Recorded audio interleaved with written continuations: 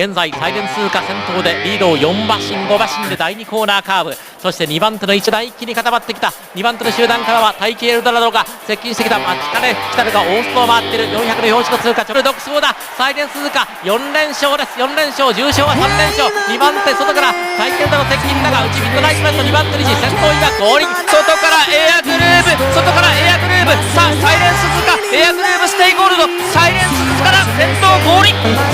G2 じゃないですよね、 G1 ですよこれは。G1 ですねこれ。